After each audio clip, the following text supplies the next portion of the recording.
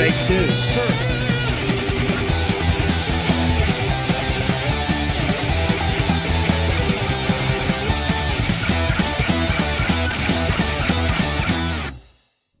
Guten Morgen, Brasília, estamos aqui de volta, eu sou Flávio Morgenstern e você não é. Este, para quem não sabe, é o podcast do Senso Incomum. Neste podcast nós estamos certos. Se você discorda, você está errado. Obviamente é o grande mundo do caos das pessoas que não acompanham o nosso podcast estarem erradas, estarem acompanhando a Plim Plim News, estarem acompanhando Felipe Neto, entendeu? Quando você não pensa sozinho, alguém vai pensar por você, geralmente é um completo pateta. Então, por favor, se inscreva aqui no canal, tá? Deixe seu comentário, ative o sininho, compartilhe para outras pessoas, porque assim você vai ficar mais inteligente e perder amigos no processo. Esse é um podcast feito cientificamente, com todo o brio, com todo o garbo, a elegância e toda a paciência para você ficar, né, mais inteligente, perder amigos e para a gente poder salvar o Ocidente, exceto, é claro, Vila Madalena e adjacências. Eu quero começar, antes de mais nada, né? Muita gente começou a perguntar, principalmente a partir do último episódio, aquilo que a gente já tinha postado no nosso Instagram. Aliás, siga-nos no Instagram também, Instagram lá do Senso Incomum, porque sem o X nós dependemos cada vez mais, né, de curtidas, de seguidores nas outras redes sociais. Dependemos disso cada vez mais para você ter um meio adequado para você conseguir falar para as pessoas, porque hoje em dia você simplesmente não precisa mais apagar um jornal, por exemplo. Você apaga uma rede social inteira e fala, bom, dane-se, agora vocês que se lasquem. Aí vocês terão apenas a Plim Plim News para acompanhar as coisas do mundo. Então, assim, nós precisamos de seguidores, tá? Nós dependemos de você e dependemos que você passe este podcast para outras pessoas, né? Tira uma fotinho lá, tira um print, poste nas redes sociais, deixe o link, fale para outras pessoas. Olha, com este podcast eu tô perdendo amigos e você é meu amigo. Então, enfim, né, você já entendeu o recado. É muito importante que você passe, mais do que nunca é importante que você passe este podcast adiante, que você compartilhe. E muita gente tem nos perguntado, tá? O que aconteceu com o processo envolvendo Caetano Veloso, né? A partir do nosso último podcast, do que a gente estava postando, infelizmente, basicamente apenas no Instagram. Obviamente, né, não foi uma surpresa lá exatamente muito grande, perdemos por unanimidade. Então, eu vou passar aqui mais uma vez o vídeo para vocês. Nós vamos fazer um último, não é exatamente um recurso, né? Um embargo, vão ser os últimos embargos ali necessários para este processo, antes de ver como é que vai ficar a fatura. Então, passando o vídeo aqui para vocês. Olá, eu sou Flávio Morgenstern. Talvez você saiba que eu fui processado por um cantor chamado Caetano Veloso após a defesa que ele fez do Queer Museum em Porto Alegre. Eu escrevi no Twitter: digam o que Caetano Veloso é e deixem nos Trending Topics. Isso foi considerado a criação de uma hashtag que o ofendeu. Ele me exigiu R$200 mil em danos morais. Na primeira instância, nós conseguimos reduzir este valor para R$120 mil. Na segunda instância, isso também foi mantido. Agora nós estamos na última movimentação do processo. Como eu não tenho esse dinheiro, eu estou aqui criando essa vaquinha para pedir a sua ajuda para conseguir pagar este valor, que ainda vai ser acrescido de correção monetária. Então o que eu pretendo é o seguinte: caso nós consigamos agora, na semana que vem, ter pelo menos uma redução do valor desse processo, o dinheiro que eu arrecadar com essa vaquinha, eu pretendo doar para instituições de caridade que cuidem de crianças vítimas de pedofilia. Caso eu não consiga, esse dinheiro, do contrário, vai para a conta bancária de Caetano Veloso.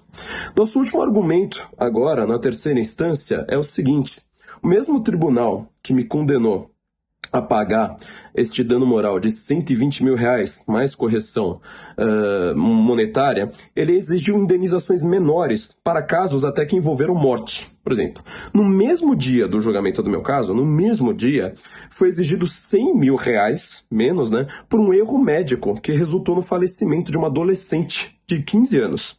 4 outros casos foram citados, né, na nossa defesa.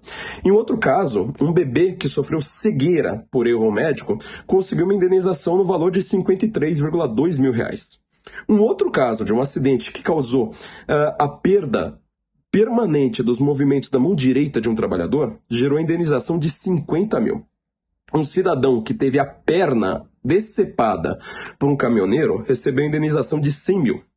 todos valores inferiores ao exigido pela honra de Caetano Veloso por conta de uma hashtag.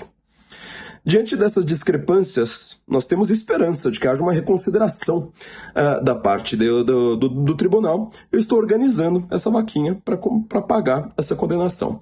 Como eu já disse, caso consigamos essa reavaliação, o dinheiro aqui arrecadado será doado a instituições de caridade que cuidem de crianças vítimas de pedofilia.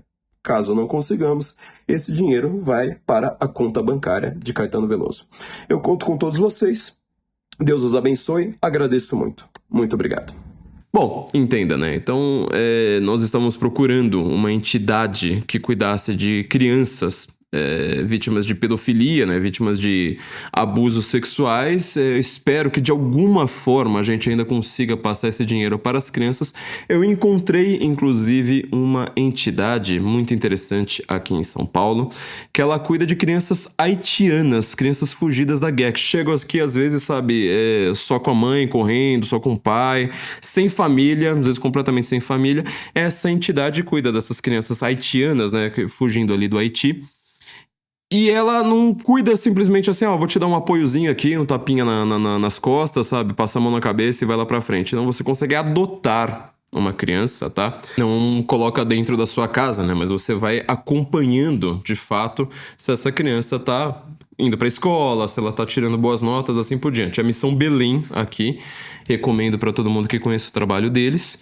Fazem um trabalho maravilhoso. Aqui em São Paulo, pra quem não sabe, ainda tá cheio dessas crianças. Então, quero cuidar exatamente disso aí. Se não, né, ou vai pras criancinhas, pra essa entidade que cuida das criancinhas do Haiti, ou então eu vou colocar na conta bancária do Caetano Veloso, conforme determina a justiça. Então, só pra dar um panorama aí pra vocês, eu criei um Pix especial pra isso. Tá? Um Pix ali, Flávio Martins Trade, T-R-A-D, flaviomartinstrade@gmail.com, é um Pix só para esta vaquinha. Se não, o outro Pix, né, pra gente manter o nosso trabalho aqui do dia a dia, vocês já sabem qual que é, né?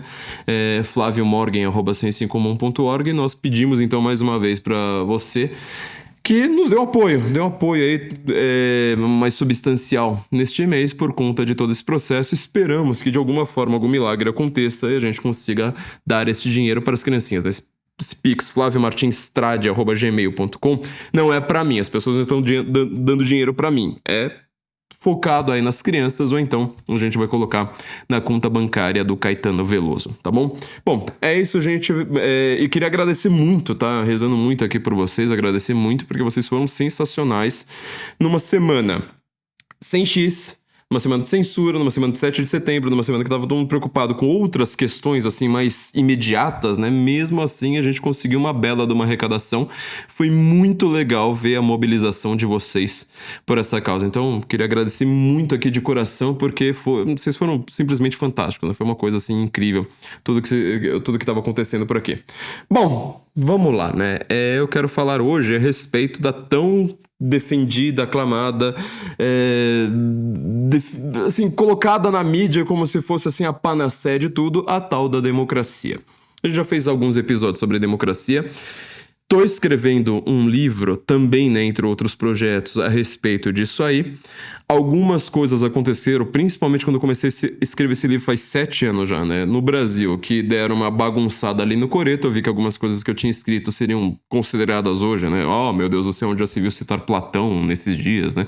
Citar Tocqueville. Não, isso aqui a gente sabe o que aconteceu no Brasil, não preciso ficar com muitas delongas aqui sobre isso, mas eu quero falar a respeito de um aspecto dessa discussão a respeito de democracia no mundo que eu acho muito importante para colocar o debate ali onde que ele deve ser colocado, né?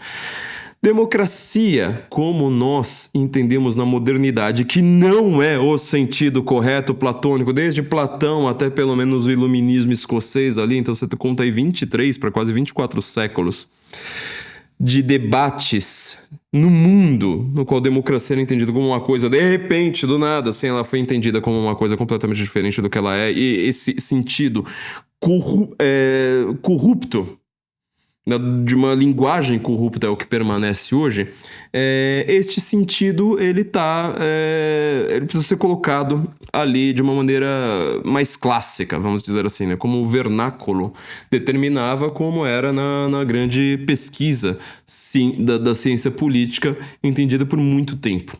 Então, eu queria, primeiro de tudo, colocar uma premissa básica aqui para vocês, que eu acho que fica muito fácil da gente conseguir entender o que está acontecendo no mundo com essa premissa. Ora, alguns cientistas políticos, na verdade eu diria que a maior parte deles, sem sombra de dúvida, antes dessa modernidade, mas alguns hoje estão retomando esse sentido, eles sempre entenderam que na prática, você pode falar assim, um governo pode ser monárquico, ele pode ser aristocrático, ele pode ser republicano, ou se ele for corrupto, né? Ele pode ser tirânico, ele pode ser oligárquico, ele pode ser democrático, é isso que nos chama atenção, né? Como assim democracia está sendo colocada por esses caras como algo negativo, sendo que democracia, hoje em dia, ela é a religião oficial, sendo que você não pode nunca criticar, né? Eles sempre entenderam dessa forma. E com outro adicional para mim, né? Hoje em dia, na modernidade, você aboliu a ideia, que é uma base fundamental para o entendimento do poder político, de que um sistema em que muitos, não é que votam, né, mas um governo de muitos, ele possa ser corrupto. Não, hoje em dia você fala assim, olha, existe monarquia e tirania, existe aristocracia e oligarquia, e abaixo só existe democracia, e sempre é o melhor sistema, é perfeito, nunca, nada pode ser melhor que a democracia, etc, etc, etc. Então, assim, você já aboliu a ideia desse conceito, não é da palavra. Você aboliu o conceito de que um governo de muitos, ele possa ser ruim. Ou seja, que uma monarquia possa ser melhor que uma democracia ou que uma aristocracia possa ser melhor que uma democracia. Você simplesmente determina que governo de muitos é o governo correto e acabou. E que esse governo ele nunca será corrupto.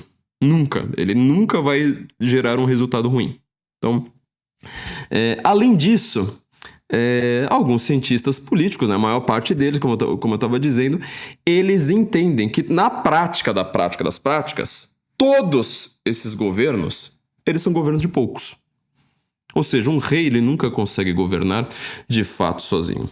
Um rei ele não tem a capacidade de tudo aquilo que ele precisa para um governo. Mesmo numa sociedade muito mais primitiva do que a nossa, mesmo que se você for pensar numa sociedade razoavelmente tribal, pensa nas ideias de governo que você vai ter, por exemplo, no Antigo Testamento, nas ideias de governo que você vai ter nas pequenas cidades-estados gregas, quando você está analisando a Odisseia, ou seja, você está pegando ali cada um dos reis dessas pequenas cidades-estados, são basicamente vilarejos. Hoje em dia a gente entenderia isso como quase tribos, né? Num país insular, cheio de um arquipélago, né? Como boa parte da Grécia é. Falou assim, pega o rei de uma ilha, pega o rei de uma outra ilha, pega o rei daqui, pega o rei dali. Você chama esses caras de reis, né? Basileus.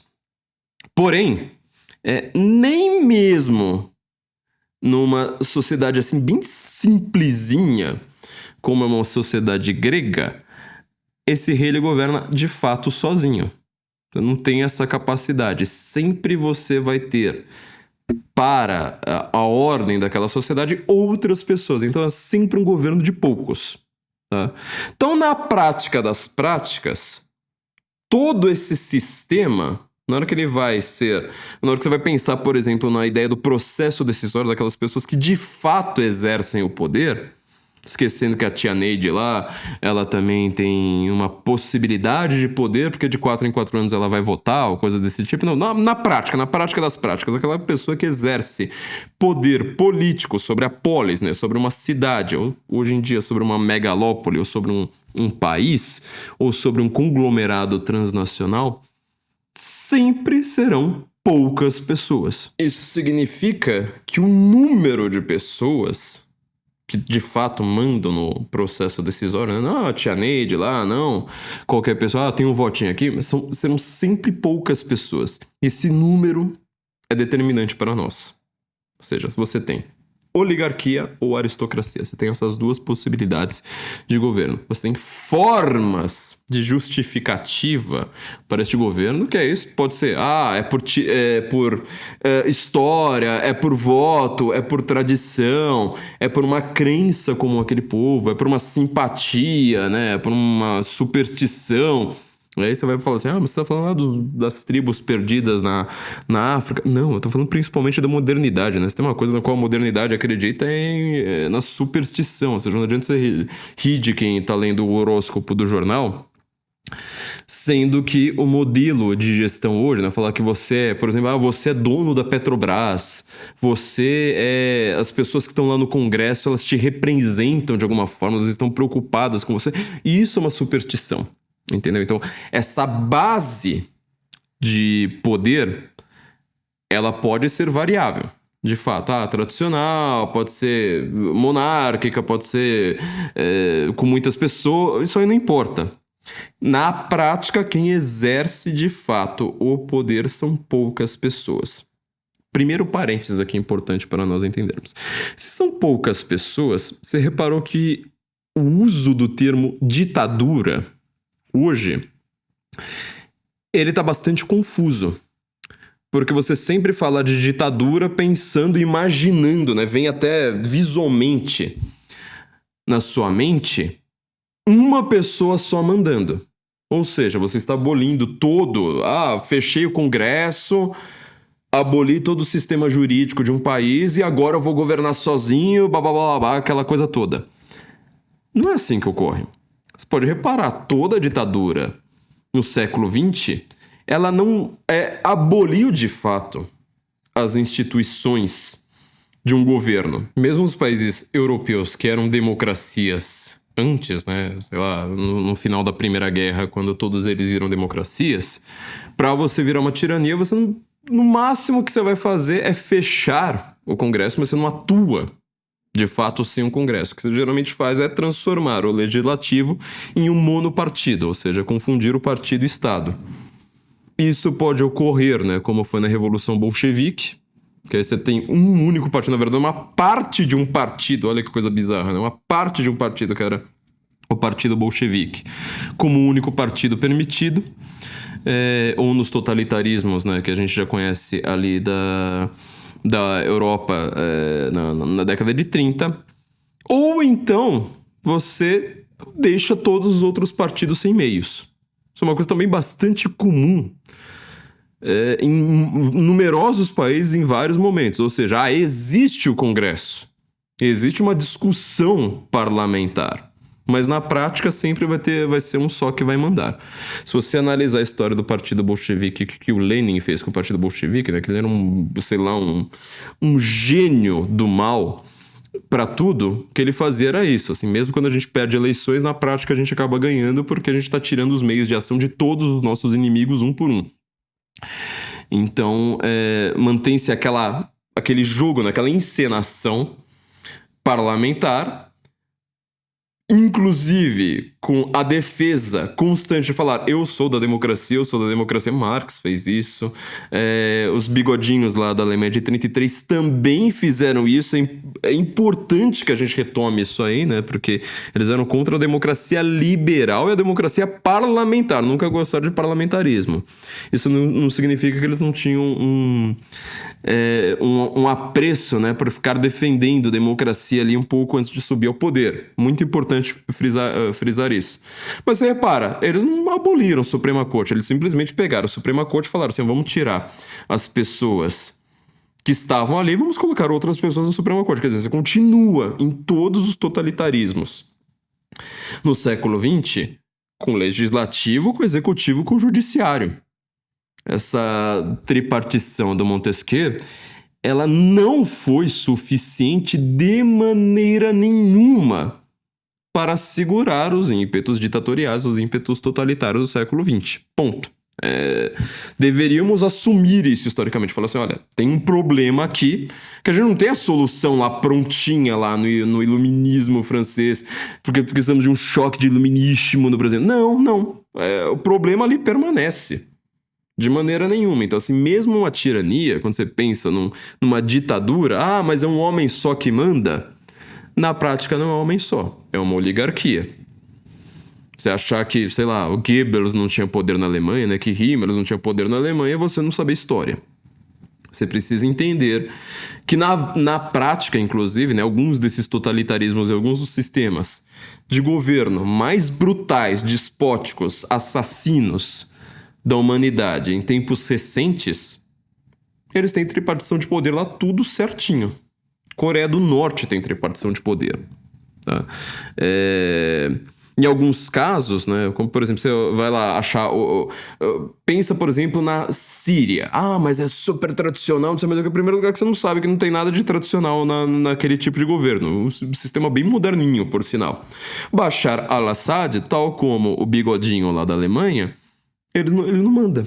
Ele não manda de fato. Não é ele que tem o poder sobre tudo, não sei mais o quê. Não, é um bloco, às vezes militar, às vezes burocrático, às vezes revolucionário, às vezes paramilitar, às vezes, sei lá, XYZ, que manda de fato. Irmandade Muçulmana. Você não conseguia nem lembrar o nome do cara que foi colocado como presidente lá. Porque assim, Irmandade Muçulmana, você tira um, coloca o outro, pronto, tá resolvido.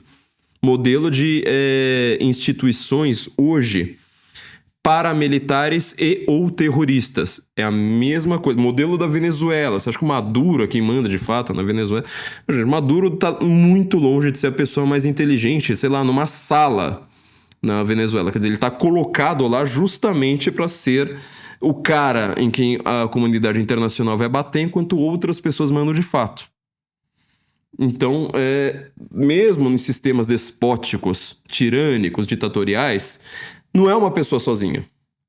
Uma monarquia também nem se fala, né? Não vai ser um rei sozinho, uma bela monarquia, uma boa monarquia, não vai ser um rei sozinho. Ele tem toda a corte, tem todo, sei lá, tem o duque, tem não sei mais o quê, tem um monte de pessoas ali, mas que para o tamanho de um país, você vai considerar que sejam poucas pessoas que governam de fato. E a gente vai chegar nessa questão fundamental de analisar, por exemplo, um país democrático.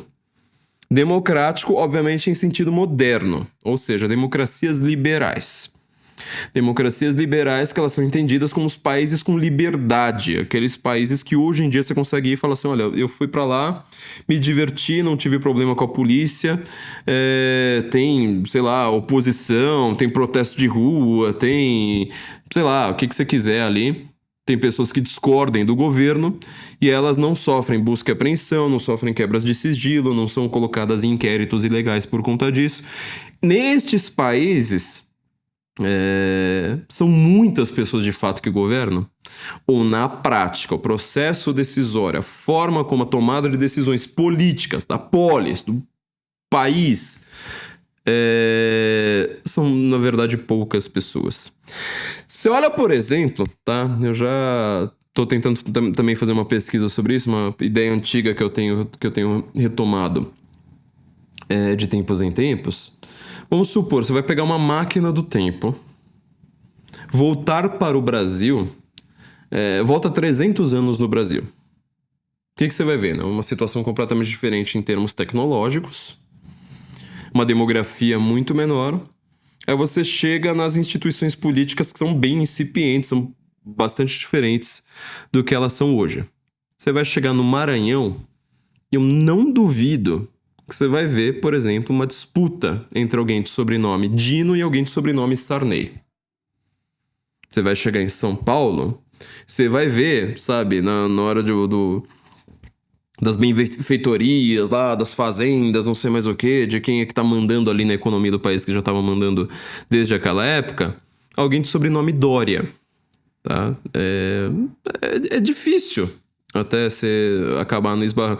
Vai chegar no Rio de Janeiro, vai ver a família Maia lá mandando. Você vai chegar no Nordeste, é a mesma coisa, você vai ver basicamente os mesmos sobrenomes ali sendo reproduzidos até hoje. Boa parte desses nomes, eles são os nomes dos engenhos ali, né? Uma briga ali de engenhos, de cana-de-açúcar, de não sei mais o quê. E eles estão na política até hoje. Então, quando a gente olha para a política simplesmente usando os termos iluministas de novo, né, de esquerda e direita, às vezes isso esconde alguns problemas, né? Eu me divertia bastante. Por exemplo, tinha uma época que eu tava querendo acompanhar mais o que o pessoal da esquerda tava falando, mas aquela esquerda mais caricata, né? Que eu acho que eles perderam muito a relevância que eles tinham hoje, né? Sei lá, ver o blog da Lola Aronovich, sabe? Pessoa que se perdeu completamente na relevância do debate público, mesmo entre adolescentes, universitários, assim por diante, né? Ela ficava lá falando, porque o Sarney, esse nome da direita e não sei mais o quê, né? Porque o Collor, tal.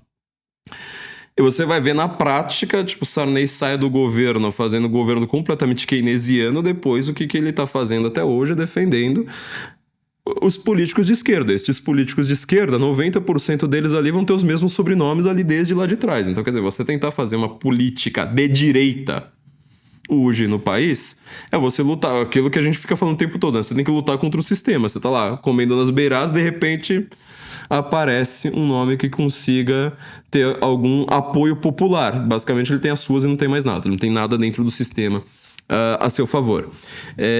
Então, assim, quando você olha e fala assim, mas peraí, o Flávio Dino ele não é comunista? Se ele é comunista, imagina, né? Que ele seja um jovem, pobrezinho, revolucionário, com uma cara de Che Guevara, entendeu? Não tenha nenhuma relação, não tenha contatos, não tenha nada. E aí, de repente, do nada, ele surta, né? Tem uma epifania ali no meio da floresta, no meio do sertão e fala, nossa, precisamos fazer uma luta armada. Aí depois ele desencana da luta armada e vai fazer uma luta burocrática e tal. E ele chega ao poder, né? A história do Lula. Mas assim, não, Flávio Dino não é assim. Flávio Dino, ele é filho de juiz, porque ele é filho de... Juiz não, né? Mas assim, o pai dele, se não me engano, era até da Academia de Letras do Maranhão. Quer dizer, a família ali é cheia de recursos, cheia de contatos.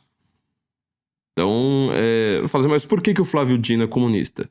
Porque ser comunista, pelo menos na idade... Repara que o Flávio Dino já não é mais tão jovem, mas naquela idade, quando ele começa a entrar para a política, é o que dá poder. Você olha, peraí, a arena tá indo pro saco, a ditadura militar tá se esfacelando, agora o que vai me dar poder é justamente ser comunista. Então, é assim que funciona. Muito mais do que você falar, mas esquerda, direita. Não, ele tá ali no poder como alguém que sempre teve contatos com o poder, né? Não sei se você já teve essa experiência de você conversar com alguém que fala assim, mas minha família tem políticos, tem deputado, tem não sei mais o quê. Cara, ele nunca vai te falar sobre ideologia. É sempre, um continuismo familiar, tá? Então essa questão de você ter sobrenomes comuns revela já bastante o que eu quero falar a respeito de democracia. Peraí, esses caras, eles estavam no Império, antes do Império, né? Quando isso aqui ainda não era o Império. Estavam os mesmos sobrenomes ali, estavam as mesmas famílias mandando. Você vai chegar, sei lá, na Paraíba, vai ter os arrais contra os campos, entendeu? É tudo igualzinho. Tudo igualzinho. Você só vai trocando o sistema de sustentação daquele negócio. Se você derrubou o Império, derrubou a monarquia, agora vamos ser uma república extremamente corrupta, como foi a República do Café com Leite. Você trocou, de fato, as ordens locais, né, os poderosos por ali, ou manteve-se tudo igual?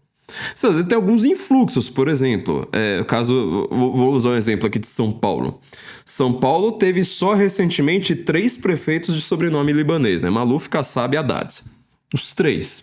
Mas peraí, não tinha libanês em São Paulo na época dos engenhos, na época dos bandeirantes. Isso foi um influxo muito mais recente, só que assim, os libaneses, especificamente, que vieram para São Paulo, daquela época, não tô falando de todos os libaneses, pelo amor de Deus, tem que ficar colocando exceção o tempo todo, mas eles vieram com recursos, eles vieram com dinheiro, e eles são todos libaneses católicos, não teve um muçulmano que veio nessa toada. Então, assim, eles chegam aqui já também com recursos, com conhecimento, sabe, com contatos, eles rapidamente crescem a sua base de sustentação. São Paulo, por exemplo, é uma cidade que, só para ter uma ideia sobre isso, tem muitos judeus aqui em São Paulo. Acho que São Paulo tem mais judeus do que no resto das outras cidades do Brasil, pelo menos em demografia. Só que eles ficaram muito mais no eixo econômico do que no eixo político. Quando você vai ver como foi a vida do judeu, sei lá, na Inglaterra, nos Estados Unidos, é o contrário, entendeu? Você não vai ter tantos libaneses. Então, assim, tem alguns influxos pequenininhos locais. Mas São Paulo, é uma cidade de italiano, sabe? Que metade ali das pessoas tem o sobrenome italiano. Quantos italianos você conhece que foram prefeitos de São Paulo? Você entendeu o tamanho do problema? Então, assim, a democracia... Você trocou, né? O império, você trocou historicamente vários outros modelos de gestão política e você colocou a democracia ao povo. Na prática, quem é que tá mandando? É o povo. O povo está fazendo, às vezes, uma coisa razoavelmente teatral, às vezes com um pouquinho mais de representatividade, dependendo do país, dependendo do local, dependendo do estado das instituições. Ele tá fazendo uma coisa mais verdadeira. Ou não, mas assim, ele não tá dentro do processo decisório. Na hora de você definir, sei lá, o que a gente vai fazer com a internet, o que a gente vai fazer com a criminalidade, o que a gente vai fazer com sei lá mais o quê, não é o povo. São as aspirações do povo que estão determinando os rumos políticos de um país, assim por diante. Bom, o que eu acho muito a partir dessa premissa, né? Ou seja, você tem governos aristocráticos e governos oligárquicos. Qual que é a diferença entre uma aristocracia e uma oligarquia? Será que a gente pode chamar, por exemplo, o processo decisório brasileiro de um processo aristocrático? Ou será que a gente deveria lembrar do que sei lá, um Raimundo Fauro fala, né, sobre a oligarquia que manda no Brasil?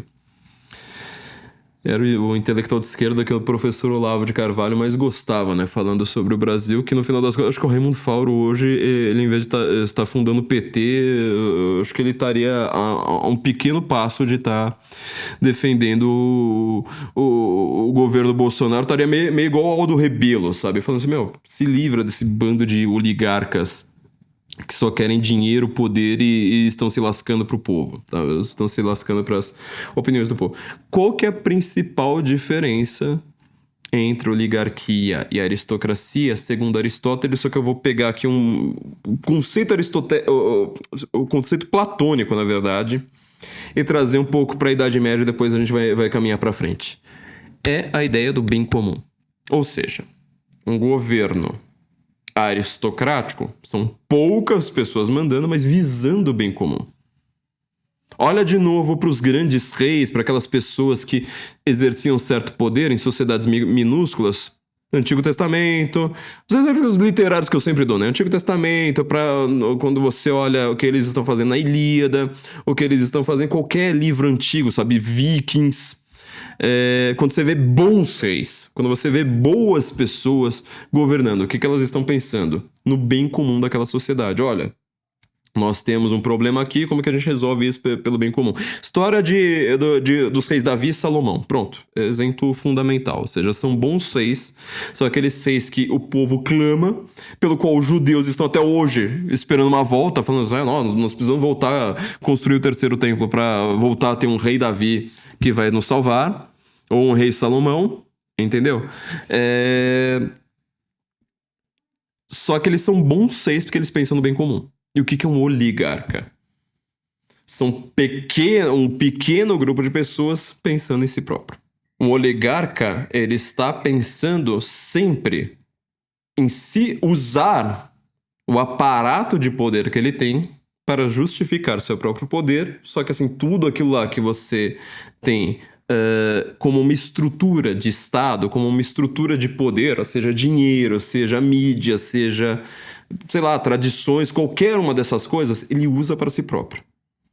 Game of Thrones, por exemplo, é a série fundamental para você entender isso. Você consegue perceber ali que ali é uma disputa entre uma família aristocrática e várias oligarquias para todo outro lado.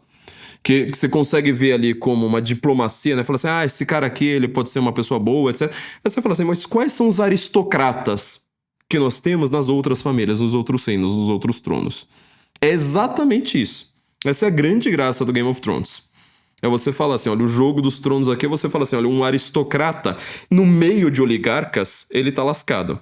Ele tá tomando porrada pra todo quanto é lado. E os outros tronos, os outros oligarcas ali ao redor, o que eles estão fazendo? Eles estão pegando tudo aquilo ali que é uma base de sustentação, que é igualzinha dos aristocratas, igualzinha da família Stark, tudo igualzinho, no mesmo lugar, e destruindo tudo, e falando assim, olha, mas peraí, eu tenho um trono porque eu sou descendente, então agora eu vou usar todo o dinheiro pra mim, vou usar todo o povo pra mim, sabe? Ele tá pensando em si próprio. Volta aqui ao Brasil.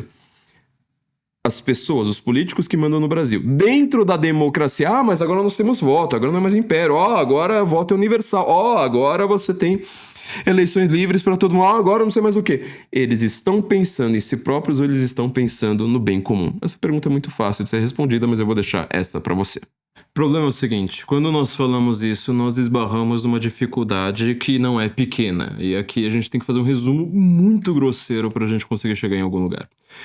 O que é o bem comum? Bom, para o Aristóteles, para Platão, para o Cícero, para boa parte da antiguidade, aliás, para a antiguidade como um todo, né? Uma sociedade como tal, um regime político, né? Ele deveria visar a felicidade geral das pessoas. Obviamente que felicidade, aqui estou tentando traduzir um termo grego, depois um termo latino e depois várias outras tentativas, né, de falar sobre isso de uma maneira bem difícil. Tá?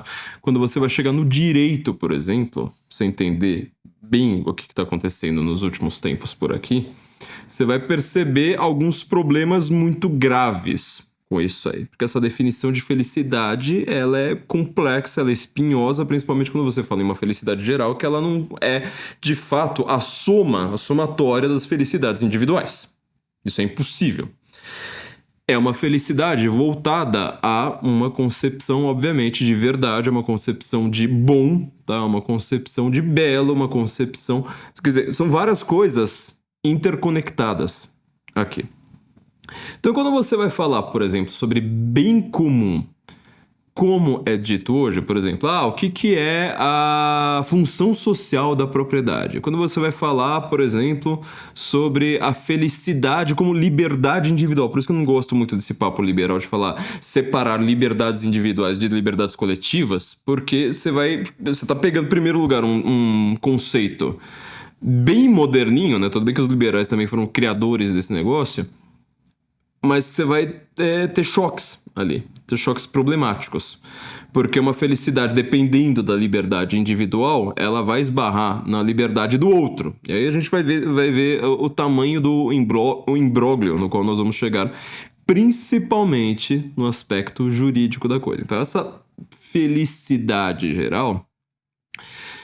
aqui eu vou usar menos o conceito antigo, mais um pouco o conceito medieval, ela tá ligada à ideia de virtudes, ou seja, uma sociedade, ela precisa de fato, um governo que está preocupado com o bem comum, precisa de fato estar voltado para a criação de virtudes, para o cultivo de virtudes, para que cada indivíduo dentro dessa sociedade consiga ser recompensado por suas virtudes, que consiga cultivar de fato aquilo que é bom, ou seja, você valoriza as pessoas corajosas, você valoriza as pessoas verdadeiras, você valoriza as pessoas justas, você valoriza as pessoas de ciência, você valoriza as pessoas com temperança, assim por diante, assim sucessivamente. Ora, este tipo de sociedade, naturalmente, ela tem como base não uma fantasia ou uma historieta, muitas vezes falseada, como você tem na modernidade, né? Você tem, na verdade, muito pelo contrário, alguns elementos narrativos que constroem essa sociedade muito mais fortes, muitas vezes perdidos no tempo. Quer dizer, colocando de uma maneira muito simples aqui, um conto de fadas falando sobre o poder, ele é muito mais verdadeiro do que uma historieta, né, de que, sei lá, os comunistas estavam lutando pela democracia contra a ditadura militar brasileira. Você entendeu? Então, assim, muitas vezes essas histórias são perdidas no tempo, mas esse elemento narrativo, né, esse elemento assim, de onde se tira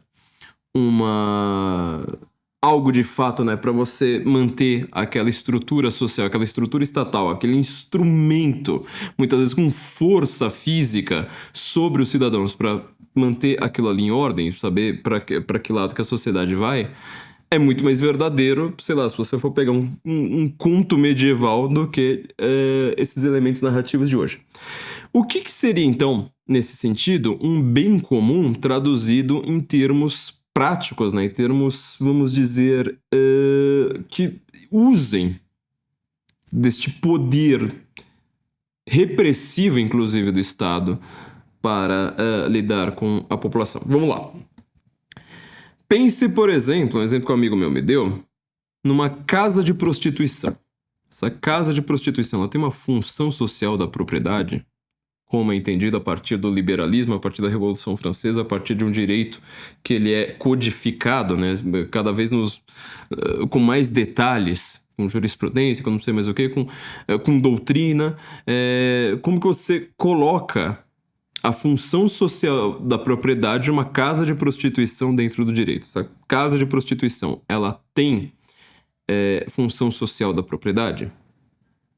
Tem. Se você for colocar dentro do sistema liberal, você está falando, a economia está girando, está dando emprego, né, para essas mulheres, você está colocando um sistema ali, sabe, no qual tudo está girando, você não está deixando ninguém à margem, você está usando, né, de certa forma, pelo menos se aproveitando de um desejo de uma parte da sociedade que quer fazer uso daquele negócio, então sempre tem uma função social.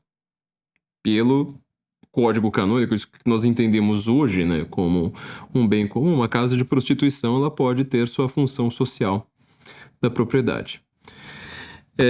Casa de aposta, joguinho do... Tigrinho, né, o nome do negócio lá, casa de bets, esse tipo de coisa. Você tá reparando, várias dessas coisas, né, Xvideos, blá, blá, blá, blá, todas essas coisas, elas podem entrar dentro de uma economia, podem entrar dentro de um sistema político. Eu falo assim, olha, tá cada um cumprindo ali a sua função, tá cada um dentro dos seus conformes. Mas isso, porém, entretanto e não obstante, tá gerando virtudes nessa sociedade? Ou seja, isso aí, ele é voltado para o bem comum? Você entendeu? Isso aqui é só um exemplo forçado, mas quando você vai começar a aplicar isso a vários outros aspectos, principalmente no âmbito jurídico, você vai ver o tamanho do problema que você tem nas mãos. Por isso que eu não quero nem me aprofundar nesta questão, porque ela gera uma complexidade monstruosa. Mas é justamente essa noção de saber se um sistema está visando o bem comum, está visando o bem de poucos, que você vai ter uma distinção, que essa distinção clássica, por exemplo, entre monarquias e tiranias, entre aristocracias e oligarquias, entre repúblicas e democracias. Bom, isto posto, o que a gente tem de tão forte aqui, né? Você vai ver que muitos dos sistemas que lidam com muitas pessoas, e de novo eu quero frisar, eu quero ficar batendo o tempo todo nessa tecla, né? Isso são formas de governo, mas que na prática das práticas são poucas pessoas que determinam. Ainda sempre vou achar que existe, né, basicamente aristocracia e oligarquia, mas vamos supor, né, tipo, dentro desse sistema no qual muitas pessoas façam parte, ainda que só, sei lá, dando um votinho geral ali, façam parte de alguma forma muito periférica do processo decisório, qual que seria a diferença então entre uma república e uma democracia? Ou seja, esse sistema, esse entendimento, até boa parte do iluminismo escocês, no qual você fala, olha, tem problemas também num sistema no qual muitos mandem, né, no qual muitos tenham voz e que cada um esteja pensando em si próprio. A ideia, primordialmente, então, é essa ideia do bem comum, ou seja, instituições precisam lidar com o bem comum. Lembra do nosso último episódio, né? Ou seja, você tem várias instituições intermediárias, medianeiras entre indivíduo e Estado que sejam capazes de influenciar uma tecnologia como o Estado. Principalmente na modernidade, você vai ver a complexidade que é uma estrutura estatal. É mais uma razão para olhar para essa discussão liberal sobre livre mercado contra Estado com muito cuidado. Porque boa parte daquilo que você chama de mercado, ele faz parte do Estado, ele influencia o Estado, ele determina os rumos do Estado, assim por diante. Olha para as grandes famílias que mandam no mundo, né? Sei lá, você vai achar que sei lá, há 100 anos, sei lá, menos de 100 anos, todo mundo sabia quem era Aristóteles Onassis, entendeu? Uma das famílias que mandam no mundo, eles são donos de metade da Europa. Hoje em dia, boa parte dessas famílias não mostram mais o nome, né? Você fica vendo a instituição, que é não sei mais o quê, que é o complexo hospitalar, que fundação, o fundo de dinheiro, fundo de investimentos, que gerenciam não sei mais o que é bababá, o sistema bancário, etc, etc. Você não vê o nome, mas lá no fundo tem lá o Rockefeller, tem o Rothschild, tem, sei lá, a família Lee, tem a família da monarquia britânica. Você acha que o dinheiro deles é só porque eles têm um palácio lá e ficam tirando foto? Não, eles são donos de muitas coisas, eles determinam os rumos de muitas dessas coisas, assim por diante. Então, assim, na prática das práticas, existem muitas instituições que controlam o Estado de fora. Tá? Os únicos que conseguiram, de fato, tomar uma parte substancial do Estado, alguma ciência de poder político, foram na prática os marxistas. Eles que estão ainda com aquela forma lá de dialética materialista, tomando boa parte do Estado há muito tempo. Agora, nós, sozinhos, indivíduos querendo fazer parte do Estado, você no máximo consegue, sei lá, virar vereador, depois você vira um deputado estadual, no máximo consegue formar lá, tipo, meia dúzia de senadores e falar assim, esse aqui é o que te coube, você conseguiu chegar até aqui, dali pra frente você não consegue mais, quer dizer, você vai esbarrar neste elemento oligárquico o tempo todo. E por que eu estou chamando de oligárquico? Porque eles formam todas as instituições, seja de Estado, seja de mercado, seja essas intermediadoras, seja o sistema bancário, seja o sistema, sei lá, o sistema de fundos de investimentos, o sistema que vai controlar as empresas, o sistema ESG, tá? Os modelos de governança. Quantas vezes a gente falou sobre governança, né, nos episódios passados? Ou seja, uma coisa que ela não é nem estatal e nem mercadológica. Quer dizer, você faz uma governança na empresa alheia. Você vai lá e coloca assim, mas quantas pessoas trans estão em cargos de liderança na sua empresa? Não tem nenhuma. Então você tá fora, você não pontua bem na Ibovespa, você não vai pontuar bem num fundo de investimentos e você vai estar sempre à margem do mercado.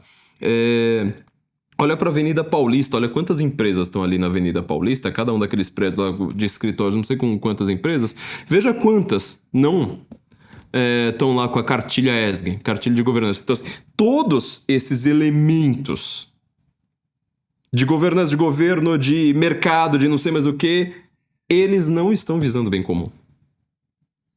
Eles estão, de fato, preocupados com, sei lá, a virtude de cada uma dessas pessoas? Não. Eles estão preocupados com um bem comum, né, no sentido de felicidade geral, no sentido de virtudes. Olha, eu quero que as pessoas cresçam, eu quero que as pessoas tenham ciência, eu quero que as pessoas, sei lá, cresçam em alguma coisa visando bem? Não. A visão deles de bem, por exemplo, é falar assim, olha, diversidade, ambiente só naquele sentido de, tipo, olha, o aquecimento global é terrível, portanto, você precisa ter menos filho, você precisa ser gay, você precisa, sei lá, não comer carne. Quer dizer, isso que é entendido hoje como bem comum. É só uma visão que é a visão da própria elite.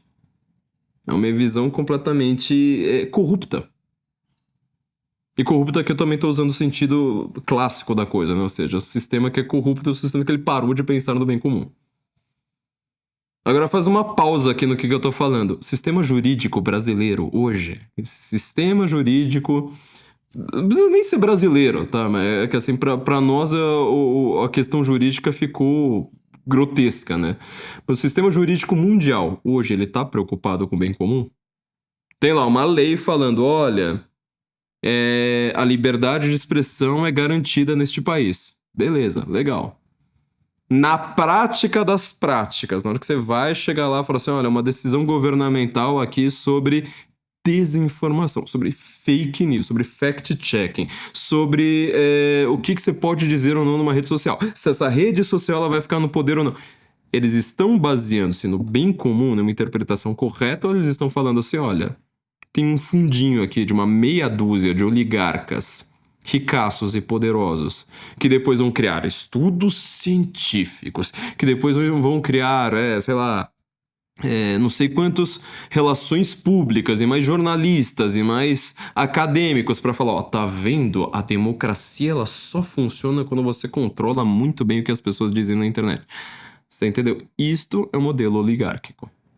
Um modelo que, e como o exemplo que eu dei das famílias que mandam no mundo, é um exemplo que ele é cada vez mais escondido.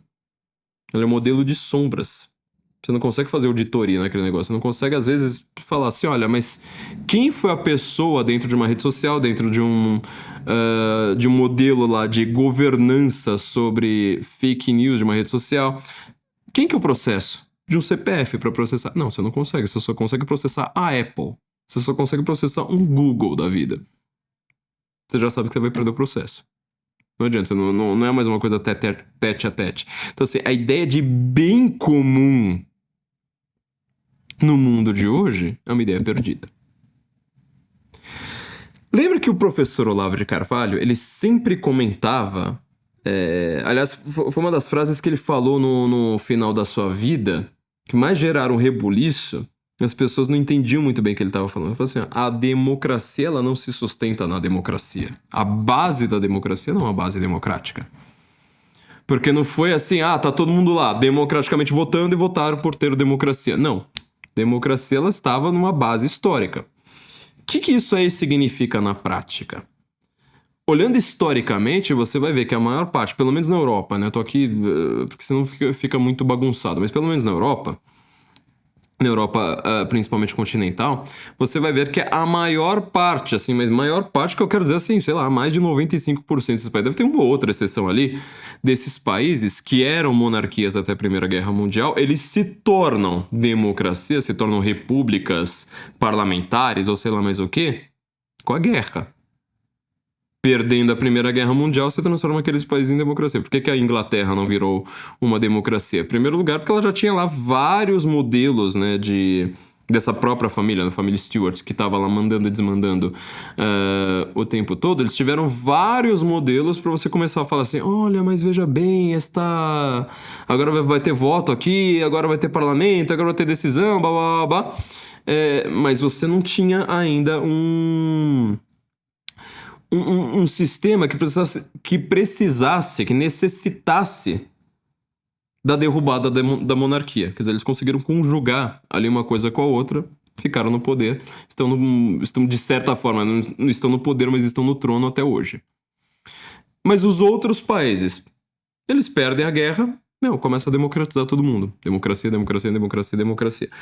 Em menos de 20 anos, a maior parte desses países, se não está em guerra civil, está em risco revolucionário, em algum problema ali muito grande. Então, quer dizer, historicamente, foi uma decisão política, não foi uma decisão democrática, foi uma decisão histórica, uma decisão militar. Falar assim, olha, vamos colocar a democracia aqui.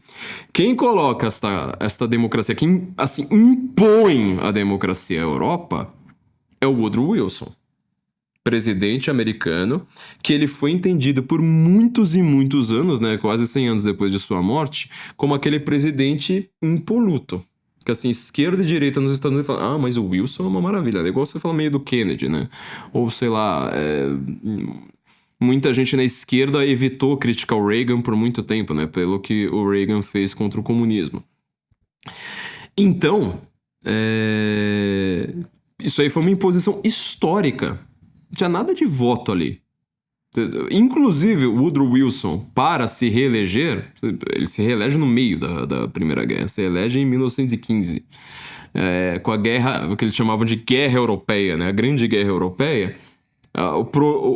A campanha dele foi falar assim, olha, eu quero me reeleger para não colocar os Estados Unidos na guerra. Quer dizer, ele se reelege em questão de 2 meses, os Estados Unidos estão lá dentro da guerra. Não foi, então, uma coisa parlamentar, não foi uma coisa democrática a decisão de você implantar a democracia na Europa. Foi uma decisão assim, que ele colocou lá com o staff dele, com um bando de oligarcas ali em Washington, e falou assim, vamos implantar a democracia. Volta aqui para a frase do Olavo. Ora, isso significa que uma democracia ela é sustentada pelas armas, ela é sustentada por um golpe de Estado. Foi o que aconteceu com a monarquia no Brasil. Foi o que aconteceu com todos os países da Europa. Foi o que aconteceu, sabe, quando você perde uma guerra. É o que acontece com o Iraque, é o que acontece com o Egito, é o que acontece com todas as primaveras árabes, com todas as revoluções coloridas pra cima e pra baixo. Por isso que eu sempre falo, né? A gente precisa ler o livro do Gene Sharp para sabermos lidar com uma tirania, né? Como tirar uma tirania do poder. Só que com extremo cuidado, porque o Gene Sharp foi uma pessoa, inclusive, atuante pessoalmente nesse tipo de revolução. Ou seja, vou tirar um tirano. Vou derrubar um tirano, coloco lá um sistema parlamentar democrático, porque os democratas colocam um democrata no lugar. Resolve alguma coisa?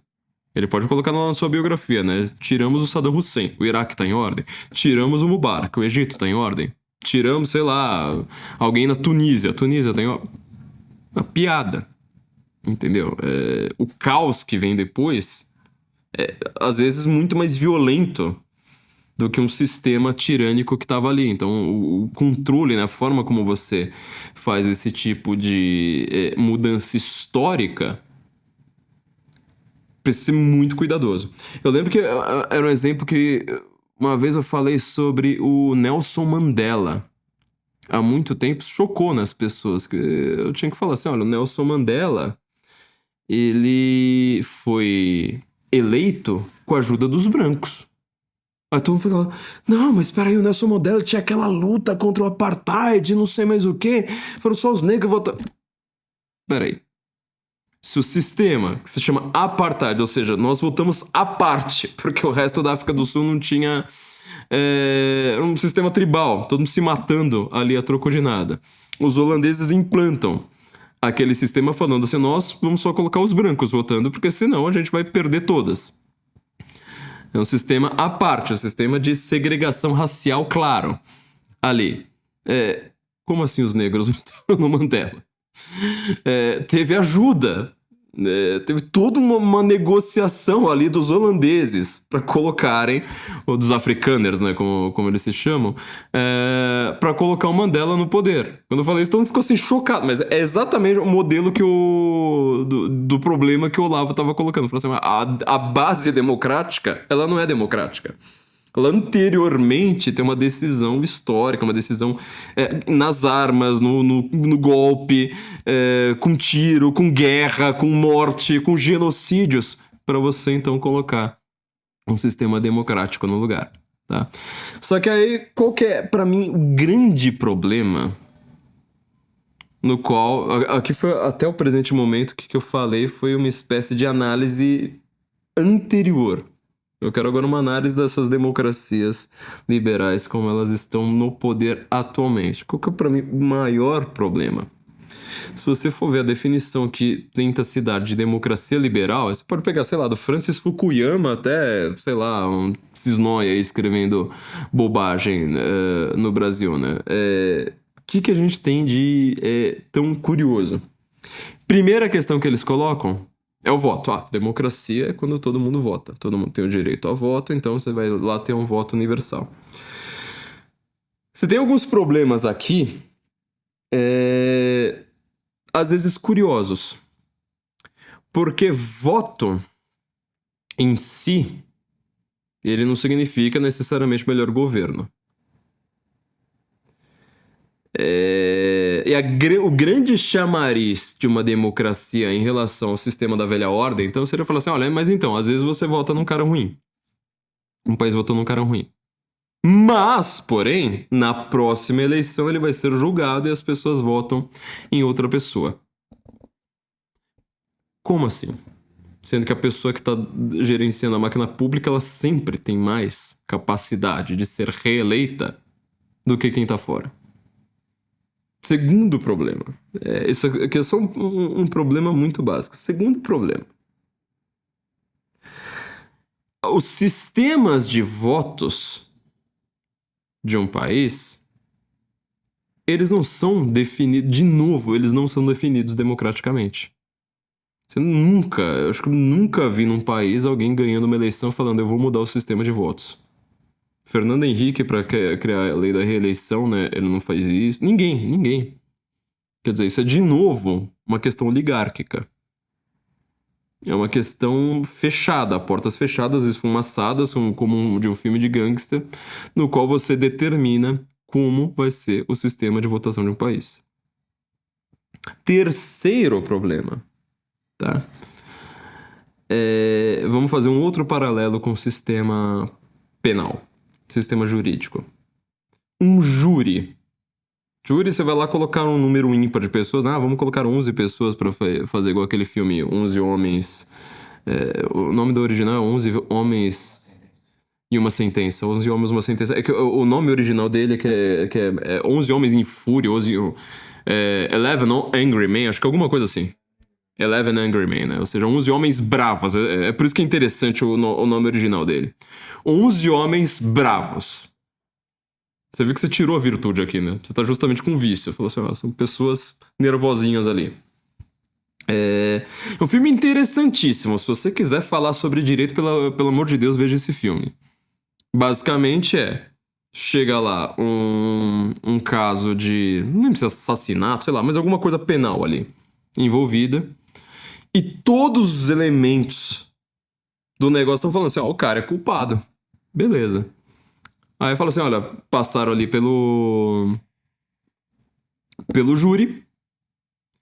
E os 11 homens têm que entrar numa salinha e falar assim, olha, você só pode sair dessa sala quando você tiver a sentença, que são 11 homens concordando. Precisa sempre do número ímpar, né? Enquanto tiver uma discordância, você ainda não tem o júri fechado. Agora que é um modelo democrático, assim, mais forçado, é uma democracia mais direta. Apologia do Sócrates, né, pra quem nunca leu. O julgamento de Jesus, são vários modelos de decisões democráticas desse tipo. Ora, num júri, como num caso como esse, você vai determinar os sumos da vida de uma pessoa, se é prisão perpétua, se é pena de morte, se a pessoa tá livre, se a pessoa vai pegar 30 anos de cadeia. Você determina os sumos da vida de uma pessoa, sendo que nenhuma das 11 pessoas ali vai concordar integralmente com o resultado que vai ser apresentado. Eu prefiro pena de morte, eu acho que é culpado pena de morte. Eu acho que é culpado prisão perpétua, eu acho que é culpado 10 anos de cadeia. Eu acho que é culpado, mas veja bem, sabe? Nenhum ali concordou com o resultado final. Então, nesse sentido, uma decisão democrática, ela, curiosamente, ela tá assentada na mentira. Olha que coisa bizarra pra gente pensar. Quando você começa a pensar a respeito disso, você vai falar assim, olha, a gente realmente precisa de filosofia medieval pro mundo de hoje, porque senão a gente vai viver no caos.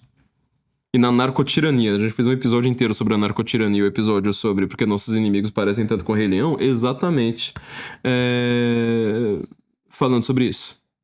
Então, assim, nesse sentido, você pode reparar que a democracia, ela não gera verdade.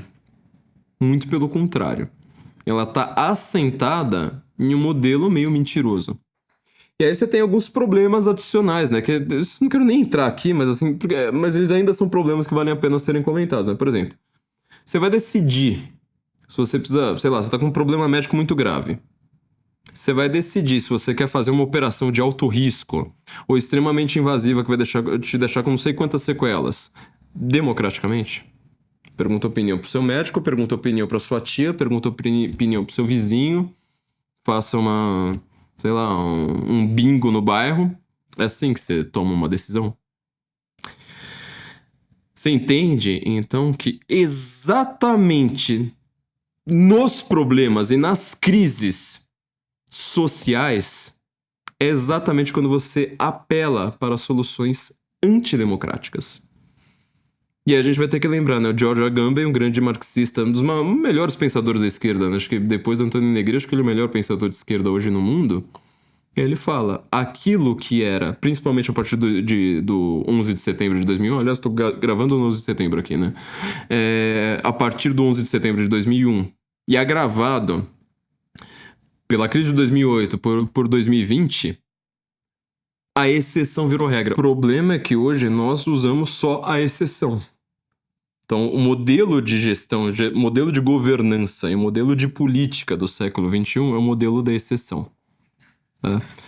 Isso tudo só pra gente falar de voto. Ou seja, você tá lidando o tempo todo. Uma coisa que o Kenneth Minogue também ele comenta, que é o seguinte: quando você tem muitas pessoas decidindo um tema com alguma complexidade, você vai gerar problemas.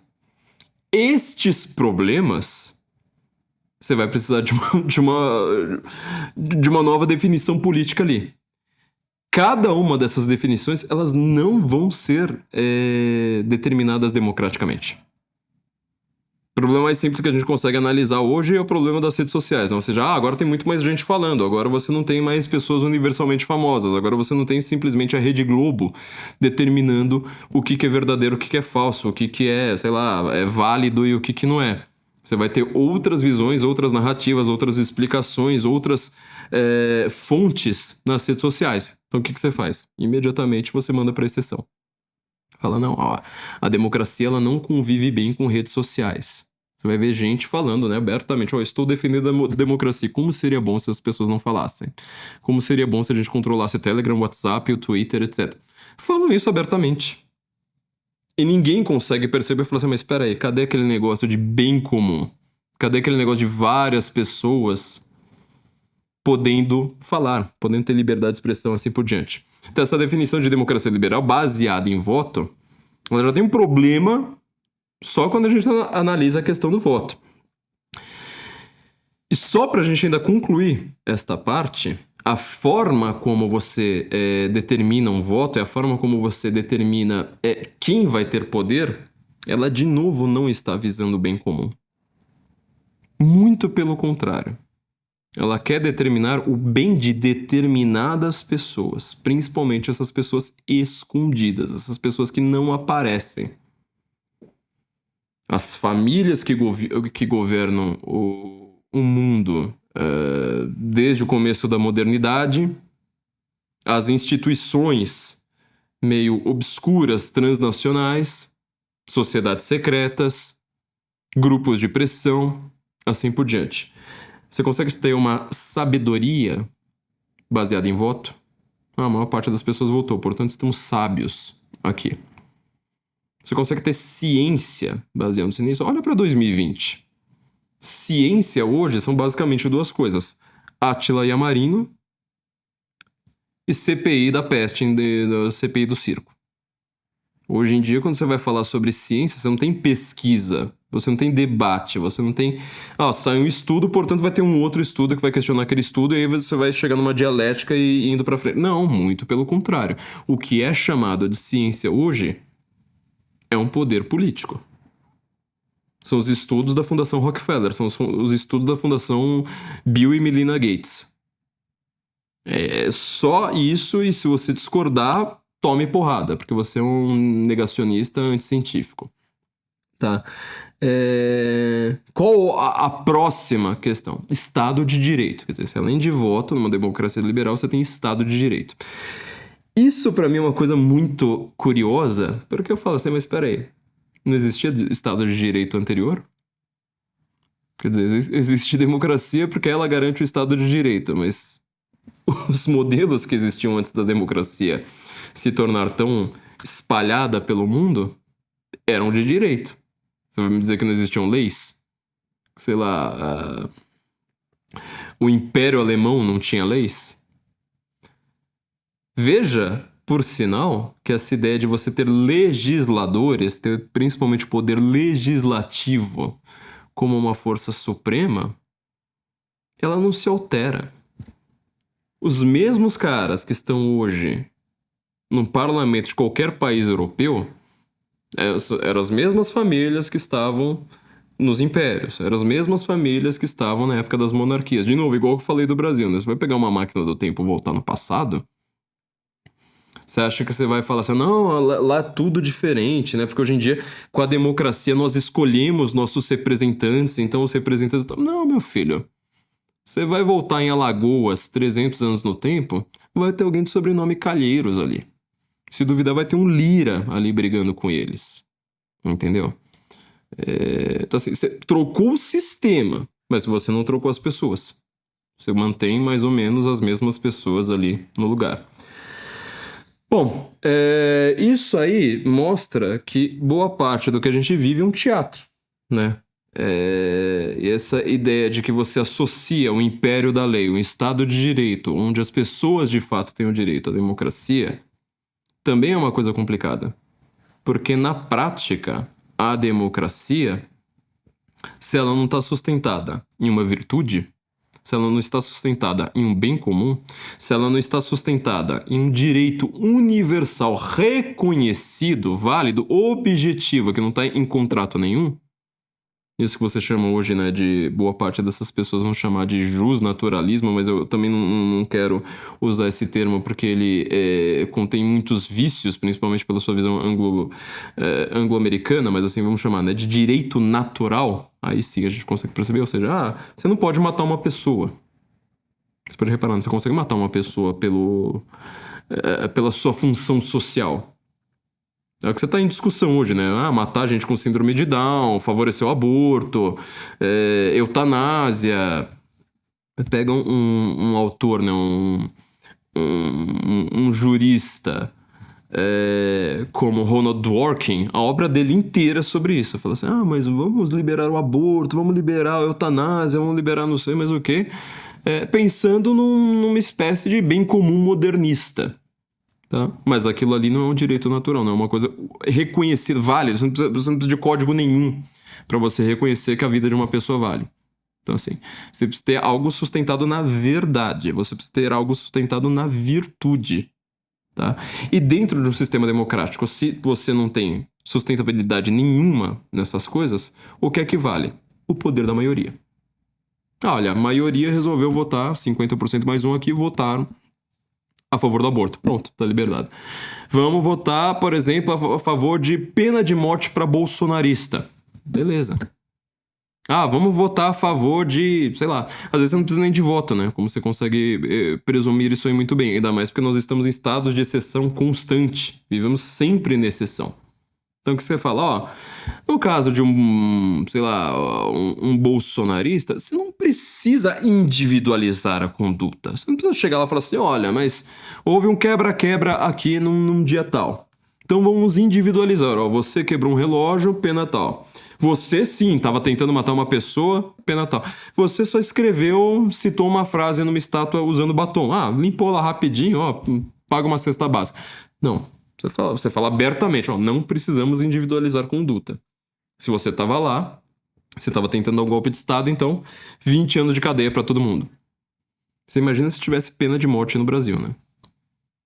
Eles só não mandaram essas pessoas para a cadeira elétrica porque aí acho que pegaria um pouquinho mal num momento em que a comunidade internacional está tentando diminuir a pena de morte. Porque senão estaria todo mundo morto.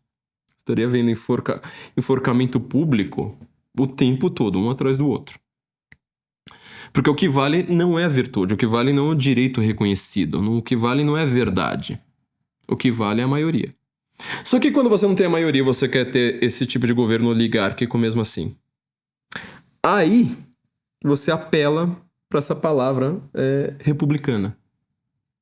Ou seja, você está falseando não apenas o conceito de democracia, mas você está falseando o conceito de república.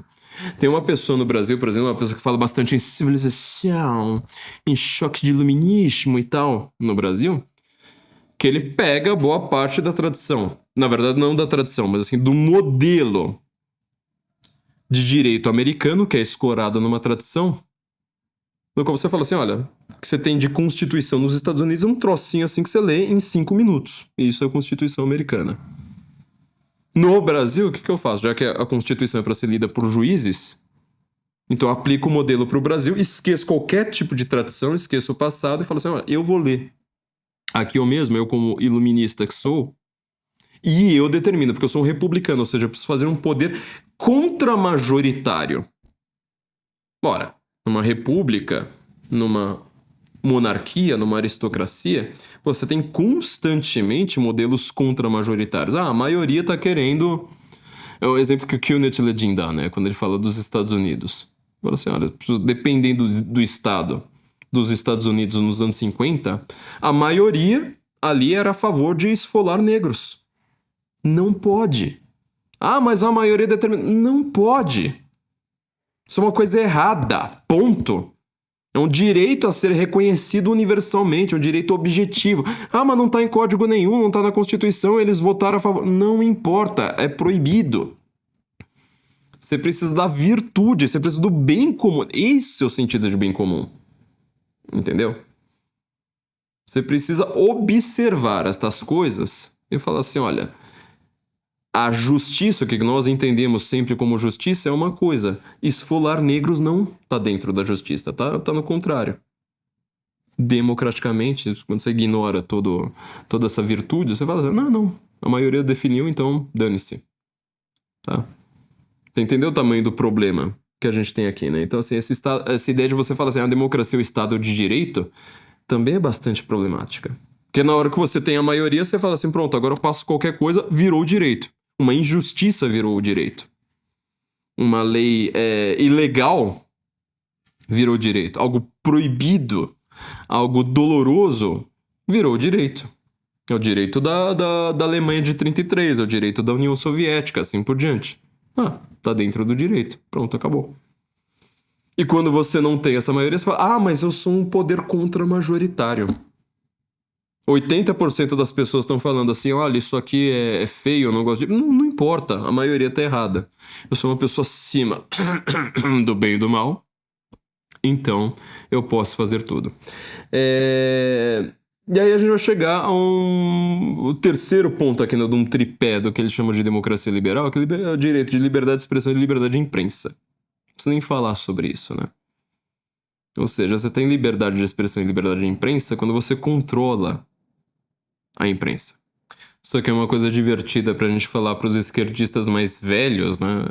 Porque assim, até o começo dos anos 2000, ou sei lá, até o começo de 2010, eu vi um esquerdista ou outro ainda usando o mesmo tipo de discurso que eu via a minha vida escolar inteira. Quando eu tava na escola, eu sempre ouvi uma coisa. 6 famílias controlam a imprensa no Brasil.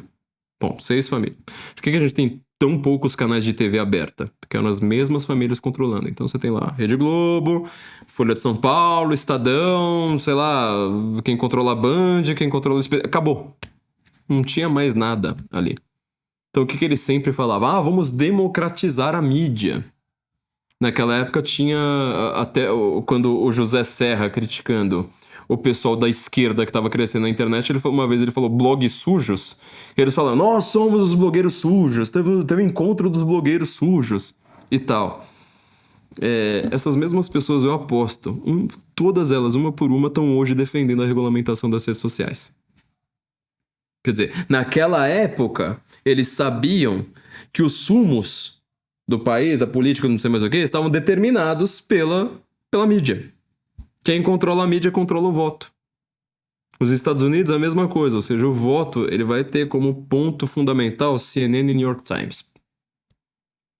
O que CNN e New York Times falam cara, é difícil você mostrar a falsidade ali, né? No caso do Brasil, saiu no Jornal Nacional William Bonner falando que existe um gabinete do ódio. Pronto, cara. Pra você ir contra esse tipo de narrativa é muito complicado. Quando você controla a maioria, você acha isso lindo. Naquela época, né, que os esquerdistas ainda não controlavam, ou seja, estavam no auge dos escândalos do Mensalão, logo depois viria o Petrolão. Era só, nossa, onde já se viu, só 6 famílias aqui controlam, precisamos democratizar a mídia, precisamos das redes sociais, olha, coloca dinheiro público ali pros blogueiros e tal. Hoje em dia, eles devem estar cada um ali com a sua coluninha na Folha de São Paulo, com a sua coluninha na revista Fórum, no G1 às vezes, e fala, olha, tem muita mentira, desinformação nas redes sociais, nós precisamos controlar aquele negócio. Numa sociedade de massa, quem controla um meio de massa, mídia, quem controla o meio de controlar as massas é quem ganha. Quantas famílias no Brasil, não apenas, que eu não estou falando só das famílias de donos de meios de comunicação, mas famílias de políticos controlam a subsidiária local da Rede Globo, controlam o sei lá o que. Vai ver, é sempre um político que tá lá mandando. Aquela família que vai lá, tipo, entra o político, depois entra o irmão do político, depois entra o filho do político, depois entra não sei mais o que, cada um dos estados. Aqueles sobrenomes que se repetem, sabe, 80 anos na polícia, você vai ver, os caras são donos do meio de comunicação local. O meio de comunicação está fazendo constantes elogios a eles e críticas aos seus inimigos. Na época que a Veja, lá nos anos 2000, 2010, estava fazendo altas denúncias para cima e para baixo, a gente usava muito essa palavra, né? O laranja, empresa controlada por laranjas. Quer dizer, boa parte dessas empresas eram empresas de mídia que eram controladas por um político. Você vai ver lá, os sobrenomes comuns na grande mídia eram sempre os nomes de algum político. Você olhava para você, mas São Paulo não acontecia isso, não sei mais o que. Até bem recentemente, né? Você começou a ver de novo, né? Os bilionários de São Paulo, aqueles caras que mandam e desmandam aqui. Se eles não controlam a mídia, eles vão lá e falam assim, eu quero... Minhas empresas vão colocar não sei quanto de anúncio dentro de uma emissora de rádio, dentro de uma emissora de TV. E ela começa a ir toda pro lado deles. Se você quiser entender o que aconteceu com a Jovem Pan recentemente, é só você analisar quem é que tá controlando os anúncios da Jovem Pan. Porque ela teve uma guinada repentina que ninguém entendeu, mas foi de um mês pro outro, exatamente por conta disso. Falei assim, olha, agora quem manda nesse negócio aqui sou eu. Então você tira todo mundo de direita, pessoal, ou foi pro Oeste, foi pra Gazeta do Povo, foi pra outros lugares, foi pro YouTube, enquanto que a Jovem Pan, que estava sendo o grande órgão da direita, ficou lá com a maior parte deles ali, quem sobreviveu foi um bando de isentão. Fica com o outro lá direitista, porque era quem dava público para eles. Bom, então assim, o que eu quero dizer com tudo isso, já agora que eu dei o panorama das democracias atuais também, eu falo o seguinte, quando você vê esse discurso pró-democracia e falar que qualquer crítica a quem esteja lá governando é uma crítica antidemocrática, ou seja, a pessoa já se confunde com o Estado, né? Nossa, você tá me criticando, por exemplo, vou usar um cargo que não exista aqui pra ser bem didático e não dar problema. Vamos supor que eu seja, sei lá, o ministro da água.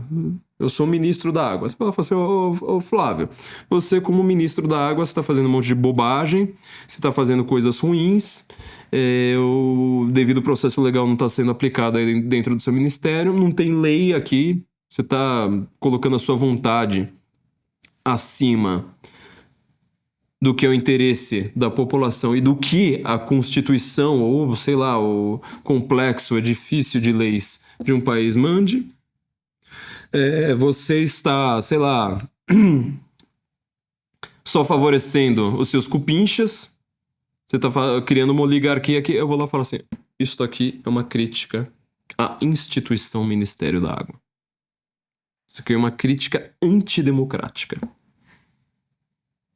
Você entendeu que, na prática, você consegue montar uma oligarquia dentro de um sistema e você se confunde cada vez mais com o Estado? Uma pessoa ser confundida com o Estado? Quer dizer, críticas como esta, se fosse o meu caso, esse caso aqui hipotético que eu tô falando, né? Esse caso fictício que eu tô dizendo assim, uma crítica ao Ministério da Água, isso é uma defesa do Ministério da Água. Ou seja, ele precisa visar o bem comum. Bem comum no sentido de felicidade, que é ligado à virtude. Alguma instituição brasileira está preocupada com a felicidade geral virtuosa das pessoas? Alguma instituição que cuide de leis, ela está preocupada com o que é justo, com aquilo que é objetivamente justo, não é? Olha, a lei diz que eu que mando. Alguma instituição brasileira ela está preocupada em ter uma representatividade, eu ainda nem entrei nesse ponto. Até que eu achei que ele ia citar isso, só que a gente já estourou o tempo sem falar disso. Alguma dessas instituições está preocupada com alguma representatividade, com anseios populares de fato? De novo, eu vou deixar a resposta para você, mas você entenda aqui a priori. Quando hoje você fala que pessoas são antidemocráticas, você pode reparar, elas podem não ter articulação, elas não podem ter leitura, elas não podem ter grandes estudos sobre o tema, elas podem agir meio instintivamente, às vezes apoiar gente boa, às vezes apoiar gente meio tranqueira, porque eles não têm conhecimento de causa, né? Porém, Você quase sempre tá chamando de antidemocrático. Aliás, quase sempre, não sei nem porque eu tô falando quase. Eu nunca mais vi, por exemplo, alguém falando: olha, você, seu antidemocrático, você quer um império de um tirano mandando sem leis. Não, pelo contrário. Aquelas pessoas hoje que são chamadas de antidemocráticas, elas estão preocupadas com alguma forma que elas não conseguem perceber ainda de que uma instituição, seja estatal, paraestatal, de governança, de mídia, de academia, assim por diante, lide com o bem comum. Elas estão dizendo: nós não temos voz dentro deste sistema, porque este sistema é oligárquico. Uma democracia poderia muito bem ter elementos aristocráticos, ou seja, pessoas sábias, pessoas cultas. Analisa, por exemplo, como é que era o Estado-Maior de qualquer reino, de qualquer império antes da Primeira Guerra Mundial. Você vai ver assim, ó, todo mundo ali falava 3 línguas, o mais burrinho de todos. Todo mundo ali tinha estudado virtudes, todo mundo ali ia pra igreja, sabe? E tinha ali sua dose de busca por uma transcendência. Hoje em dia, o que é que você vê? Gente indo pra missa, né, quando vai ser cabo eleitoral. Quando precisa de voto de evangélicos e de católicos. Hoje em dia você não tem mais essa virtude, você não tem mais essa busca pela elevação, pela verdade, por alguma coisa mais elevada.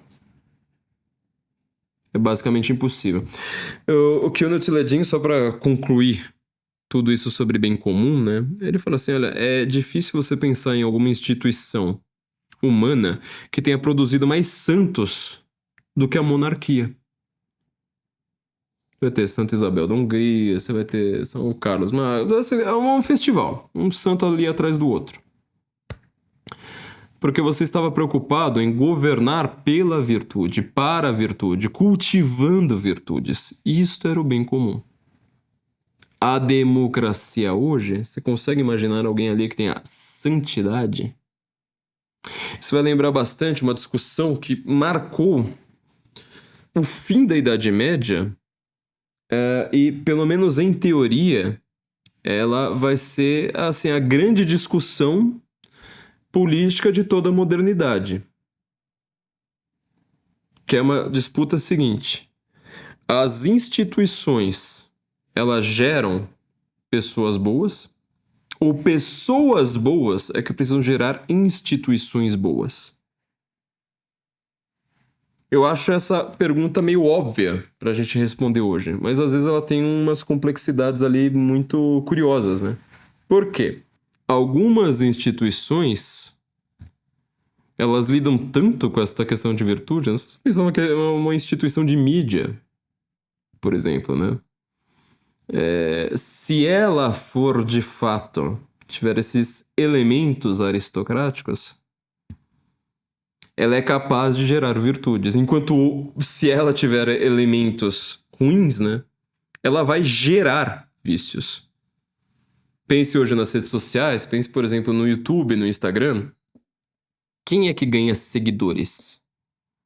Vai ser só aquela pessoa virtuosa? Ou vai ser aquele famoso virtue signaling, né? Ou seja, pessoas que exibem uma virtude que elas não possuem. Exibir aquela vida cristã. Sou tão cristão que eu preciso acordar aqui, né? Já rezando posto na rede social. Ou, sei lá, eu sou a pessoa mais... Sou tão virtuoso, né? Que eu tô aqui o tempo todo mostrando a nova faculdade que eu fiz com as pessoas poderosas do Brasil. Isso é vício. Isso é puro vício. Isso é mandar as pessoas pro inferno. Entendeu? Então todos esses elementos que eles querem dizer, né, como uma disputa entre democracia e aristocracia, se você colocar como uma disputa entre uma oligarquia e um povo que ainda não tem articulação suficiente para entender que eles querem pessoas boas e justas ali dentro, você consegue entender muito melhor, tá? O que é que tá acontecendo no Brasil e no mundo. Gente, episódio meio difícil hoje, né? Mas assim, eu precisei dessa, vamos dizer, falar em código, porque a gente sabe que a gente não pode falar nada claramente aqui no Brasil de hoje, né? Espero que vocês tenham gostado mais uma vez, né? Lembra que eu falei, né? A gente perdeu este processo aí, movido pelo Caetano Veloso contra mim. Espero que de alguma forma, né, um milagre aconteça, a gente consiga pegar esse dinheiro arrecadado até o presente momento e doar para criancinhas vítimas de pedofilia, principalmente essas criancinhas, né, vindas do Haiti. Ao mesmo tempo, também tem um Pix pra gente manter aqui, sabe, o canal, o Guten Morgen, o Senso em Comum no ar, todo santo mês. Então eu queria pedir pra vocês, encarecidamente, né, nessa semana aí, neste mês, pra vocês colocarem uma mão na consciência e outra mão na carteira, serem bem pródigos nas doações pra gente, porque é assim que a gente vai manter o projeto no ar, né? E mande também, eu preciso de vocês que vocês compartilhem o Guten Morgen, né? Poste nas suas redes sociais, deixa um print lá, deixa o link e poste nas suas redes sociais. Se inscreva aqui no canal, tá? Isso aí faz toda a diferença pra gente. Se inscreva, ativa o sininho, nós precisamos de seguidores pra gente poder crescer e sermos recomendados para outras pessoas por esse algoritmo tirânico também do YouTube pra todo mundo, ainda mais que a gente tá sem X nesse momento. Então, peço o Pix de todos vocês, agradeço a todos, faço minhas orações aqui em agradecimento por tudo isso que aconteceu nas últimas semanas com a gente e nos encontramos então na semana que vem, além dos outros vídeos que a gente vai postando por aqui. Guten Morgen, Brasília. Encha o nosso rabo de dinheiro e salve o Ocidente. Encha o nosso rabo de dinheiro e salve o Ocidente. Se você quer perder amigos e ser mais inteligente, encha o nosso rabo de dinheiro e salve o Ocidente. Encha o nosso rabo de dinheiro e salve o Ocidente. Encha o nosso rabo de dinheiro e salve o Ocidente. Se você quer perder amigos e ser mais inteligente, encha o nosso rabo de dinheiro e salve o Ocidente. Encha o nosso rabo de dinheiro e salve o Ocidente.